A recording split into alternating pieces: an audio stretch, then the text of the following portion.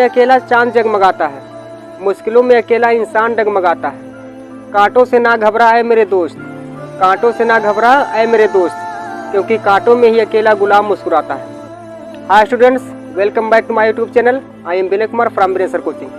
हमने अपने पिछले वीडियो में बताया है फ्यूचर कंटिन्यूअस टेंस का नेगेटिव सेंटेंस, तो जिसमें हम बताए हैं विल नॉट बी और शैल नॉट बी का यूज कैसे किया जाता है और दो सेंटेंसों को कैसे जोड़ा जाता है। तो उम्मीद करते हैं कि आप लोग उस वीडियो को देखे होंगे और आप लोगों को समझ में आया होगा। और अभी जो भाई लोग उस वीडियो को नहीं देखे तो नीचे लिंक दिया गया है, वहाँ पर जाइए और उस वीडियो को देखिए, तब आप लोगों के लिए यह वीडियो बहुत ही महत्वपूर्ण होगी। तो आज की वीडियो में हम बताएंगे फ्यूचर कंटिन्यूअस टेंस का इंटरोगेटिव सेंटेंस, जिसमें दो सेंटेंसों को भी जोड़ेंगे और सिंगल सेंटेंस को बनाएंगे।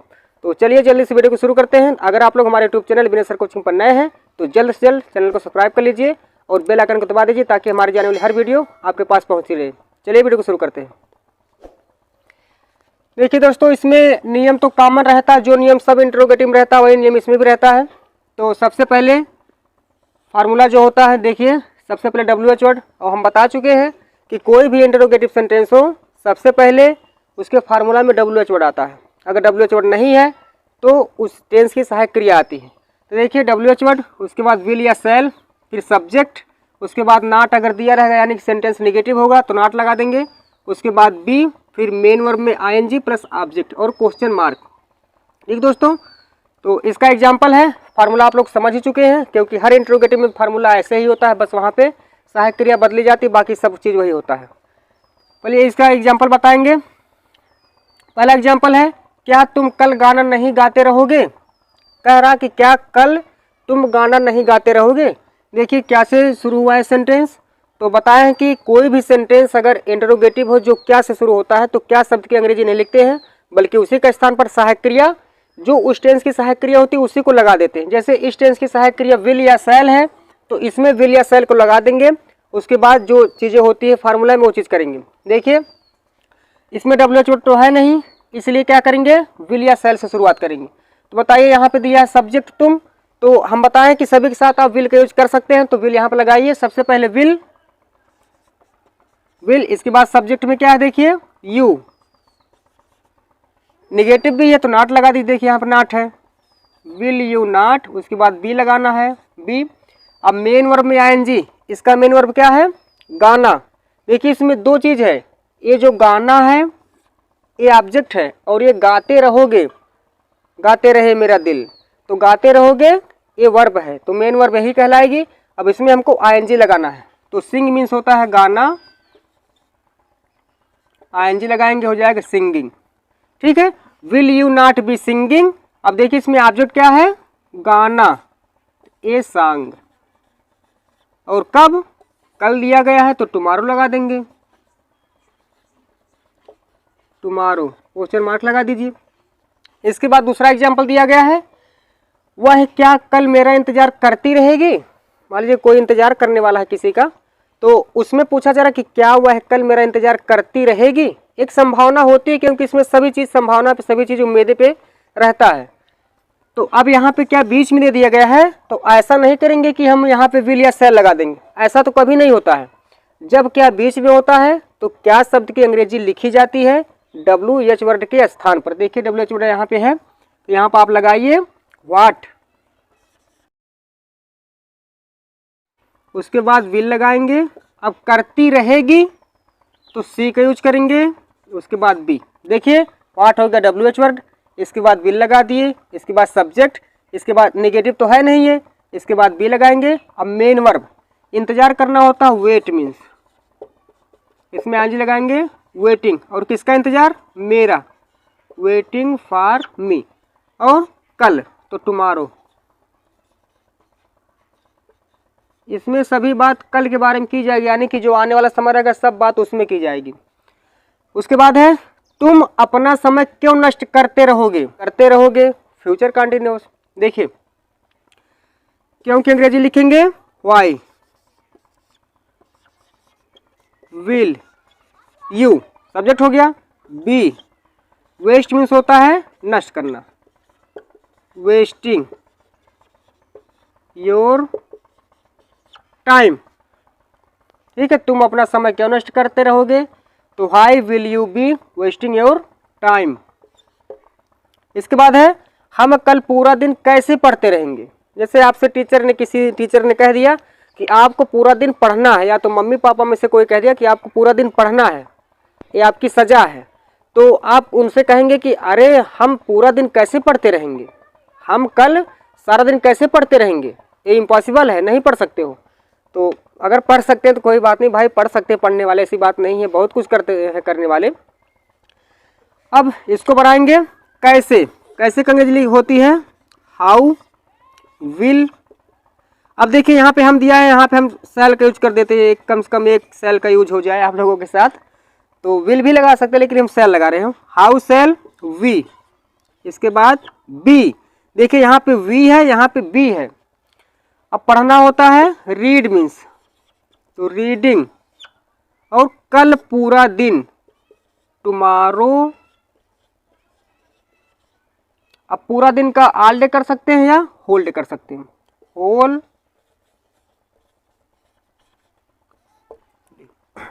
इसके बाद है तुम स्कूल में कौन सी किताब पढ़ते रहोगे। पूछा जा रहा है कि तुम स्कूल में जाओगे तो कौन सी किताब पढ़ते रहोगे।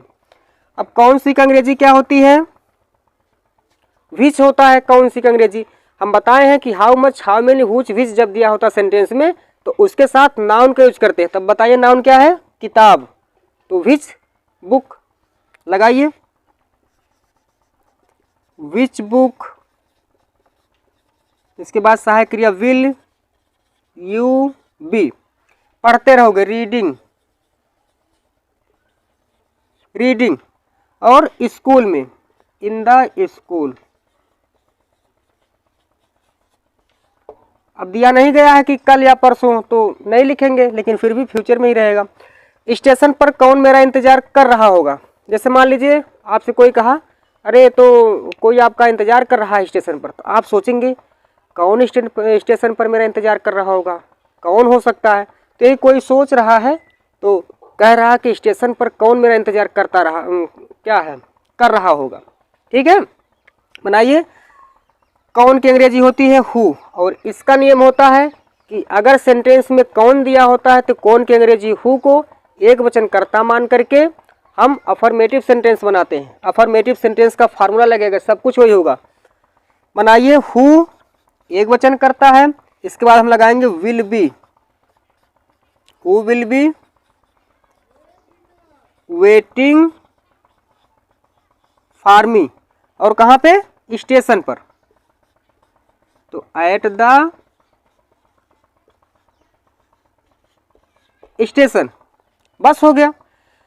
अब आप लोग देखिए, इसमें आप लोगों को कोई चीज अधूरा नहीं दिख रहा है, अधूरा दिख रहा हमको तो आप लोगों को पता नहीं। देखिए, जैसे वह क्या कल मेरा इंतजार करती रहेगी।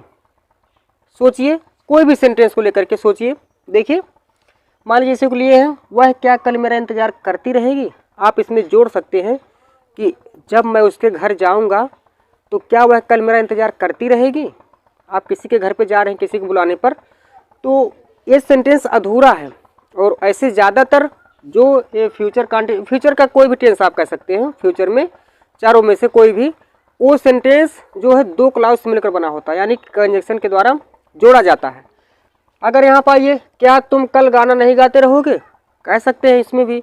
जब मैं स्कूल जाऊंगा तो क्या तुम गाना नहीं गाते रहोगे, जब मैं तुम्हारे घर आऊँगा तो गाना नहीं गाते रहोगे, ऐसा चीज़ है। तो अब इंतज़ार करने वाला हो गया, जब मैं तुम्हारे घर आऊँगा तो क्या तुम मेरा इंतज़ार करते रहोगे, पूछ सकते हैं ना।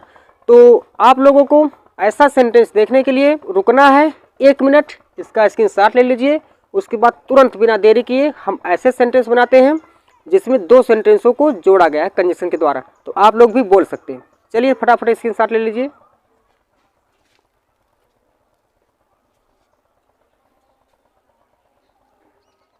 थैंक यू हमारे प्यारे विद्यार्थी। चलिए अब बताते हैं 2 सेंटेंसों को कंजंक्शन के द्वारा कैसे जोड़ा जाता है। देखिए, फार्मूला वही रहेगा, सेम फार्मूला रहेगा।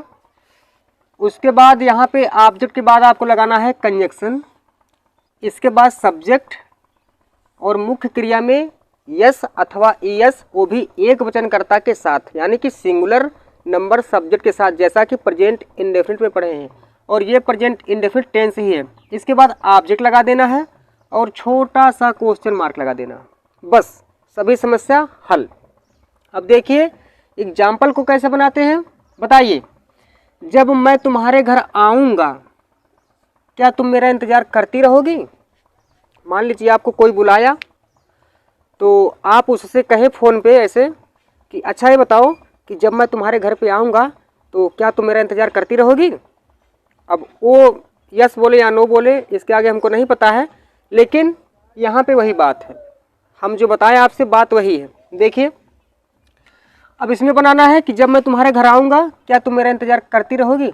आपको इसमें कौन सा सेंटेंस ऐसा है जो फ्यूचर कंटिन्यूअस टेंस लग रहा है। जब लग रहा है तो दिखेगा भी, मतलब वही है। देखिए करती रहोगी, पूछ रहे हैं करती रहोगी, तो इसी को आप लोग चिपका दीजिए इस फार्मूला पर।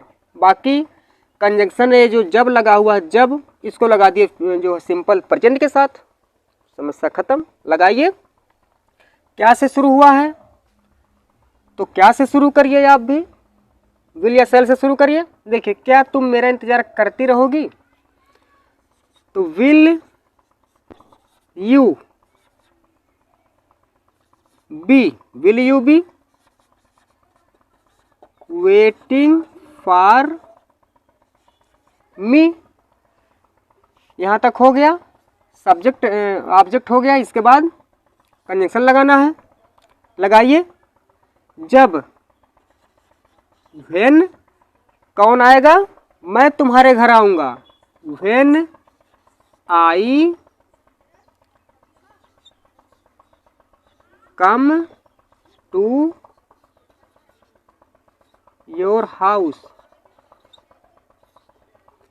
When I come to your house, जब मैं तुम्हारे घर आऊँगा। अब देखिए इसी को अगर आप लोग चाहें तो यहाँ से उठाइए, व्हेन की जगह से लाइए, when I come to your house will you be waiting for me, फिर भी बन जाएगा, कोई दिक्कत नहीं है। इसी के साथ दूसरा एग्जाम्पल, तुम्हारे आने से पहले मैं कैसे खाना खाती रहूँगी। अब दूसरी उसमें बात आ गई। देखिए फिर आप दोबारा एक मान लीजिए ये कह दी हाँ मैं इंतज़ार करती रहूँगी, तो आप फिर दोबारा पूछ रहे हैं, फ़ोन पर ही बात हो रही है, जो है इमेजिन करिए फ़ोन पर बात हो रही है। देखिए आप पूछ लिए कि अच्छा बताइए इंतज़ार तो करती रहेंगी, खाना खाती रहेंगी कि नहीं खाना खाती रहेंगी। अच्छा ऐसा करिएगा आप खाना खाती रहेगी जब हम आएंगे, या खा लीजिएगा। आप ये कहेंगे कि जब हम आएंगे आपके घर तो आप खाना खा लीजिएगा, तो ये कहेंगे मोहतरमा तुम्हारे आने से, तुम्हारे नहीं आपके आने से पहले मैं कैसे खाना खाती रहूँगी। मतलब जब तक आप नहीं आएंगे तब तक ये खाना नहीं खाती रहेंगी। भाई आपके आने से पहले मैं खाना कैसे खाती रहूँगी। मत खाइए, मत खाइए, आरबी टोल लेना पड़ेगा तब समझ में आएगा। देखिए मैं कैसे खाना खाती रहूँगी, यहाँ से पकड़िए, और ये तो कंजंक्शन है तुम्हारे आने से पहले, तो ए है फ्यूचर कंटिन्यूअस में, इसको बनाइए मैं कैसे खाना खाती रहूँगी। कैसे की अंग्रेजी क्या होती है, इसमें WH का यूज किया गया है। How will I be, how will I be eating food, how will I be eating food. इसके बाद समाप्त हो गया ऑब्जेक्ट। इसके बाद लगाना हमको इस सेंटेंस को तुम्हारे आने से पहले, तो पहले की अंग्रेजी होती है बिफोर यू कम। बस how will I be eating food before you come, मैं कैसे खाना खाती रहूँगी आपके आने से पहले। और इसी को आप लोग बना सकते हैं, बिफोर से उठाइए, before you come how will I be eating food, ऐसे कर सकते हैं। इसके बाद है जब तक तुम नहीं आओगे मैं क्यों खाना बनाती रहूँगी। ये देख लीजिए दूसरी बात आ गई, गुस्सा हो गई। देखिए मैं क्यों खाना बनाते रहूँगी। मान लीजिए आप कहे कि अच्छा ठीक है जो है खाना आप बनाते रहना, ना ही खाएंगे तो ठीक खाना बनाते रहना, तो तुरंत उधर से रिप्लाई आएगा जब तक तुम नहीं आओगे तो मैं क्यों खाना बनाती रहूँगी। मतलब कह सकते हैं भाई आएंगे जब तो गरम गरम खाएंगे, ये बात हो सकती है। यही बता रही भाई मैं क्यों खाना बनाती रहूँगी। या तो ऐसा भी हो सकता है कि जब आप जो है पहुँचे तब आप ही से बनवाएं, ऐसा भी तो हो सकता है। कहते हैं लोग ना, कहा जाता है जुल्म के सारे हुनर हम पे आजमाए गए और जुल्म भी हमने सहा और जुल्मी भी कहलाए गए। तो यही बात होती है कि यहाँ पे अब क्या बता, बनवाने के लिए बुला रही हैं कि खुद बनाए रहेंगी, लेकिन ये बोल रही हैं भाई मैं क्यों खाना बनाती रहूँगी जब आप खुद आ रहे हैं। ठीक है दोस्तों, मैं क्यों खाना बनाती रहूँगी, इसको बनाइए। वाई सेल कर दीजिए, why shall I be cooking food. Cooking food ऐसे खाना नहीं बनाएंगे, जब चैनल बना लेंगे यूट्यूब पर कुकिंग वाला तो वो जो है खूब बना के खिलाएंगे, दिखाएंगे सबको ये बनाए है, ये बनाए, हाय गाइज, है बने, हाउ बने, यही सब करते हैं। ठीक है, why shall I be cooking food जब तक तुम नहीं आओगे, अनटिल यू कम। इसके बाद है स्कूल जाने से पहले मैं क्या पढ़ती रहूँगी। ये स्टोरी चेंज हो गई, लॉकडाउन लग गया। लॉकडाउन लगने के बाद अब ये कह रहे हैं कि ऐसा करिए कि आप पढ़ती रहना घर पे, खूब पढ़िए खूब पढ़िए, ये कह रही हैं। अब बताइए स्कूल जाने से पहले मैं क्या पढ़ती रहूँगी, जब स्कूलों नहीं जाऊँगी तो पढ़ूँगी क्या, लॉकडाउन लग गया है ना। तो ये बात की जा रही है मैं क्या पढ़ती रहूँगी, तो क्या यहाँ पे बीच में दिया गया है, ऐसा मत करिएगा क्या से शुरुआत है, ऐसा मत सोचिएगा, क्योंकि मैं ये सब्जेक्ट इसके बाद क्या आया हुआ है। तो क्या WH वर्ड का काम करेगा यहाँ पे, क्या की अंग्रेजी लिखेंगे, what shall I be reading, what shall I be reading. उसके बाद स्कूल जाने से पहले यहाँ पर कर दीजिए बिफोर। एक चीज ध्यान देना है कि स्कूल जाने से पहले बताइए कौन स्कूल जाएगा, यही मैं क्या पढ़ती रहूँगी, यही चीज़ ये है, यानी कि सब्जेक्ट सेम है, यहाँ पर भी एक ही सब्जेक्ट है, तो यहाँ पर आप सब्जेक्ट को दोबारा लिख सकते हैं, what shall I be reading. उसके बाद before I go to school. इसके बाद है यदि तुम नहीं आओगे मैं कहाँ जाती रहूँगी।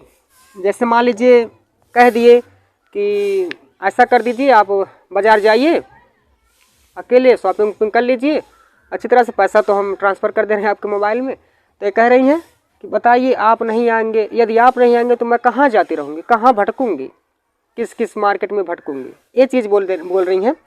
तो बनाइए मैं कहाँ जाती रहूँगी, कहाँ का अंग्रेजी होती है where, where shall I be going, where shall I be going. इसके बाद यदि तुम नहीं आओगे, इफ यू डोंट कम या डू नॉट कम, बस where shall I be going if you don't come, इसको यहां से कर सकते हैं शुरू में जैसे। तो स्टूडेंट्स आप लोग इसका स्क्रीनशॉट ले लीजिए, इसके बाद बताते हैं।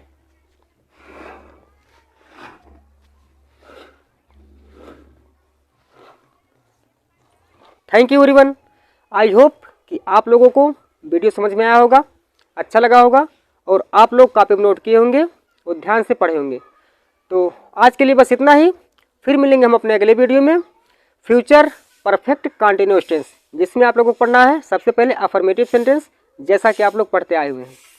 तब तक के लिए आप लोग हंसते गाते खेलते मुस्कुराते रहिए। जय हिंद, वंदे मातरम।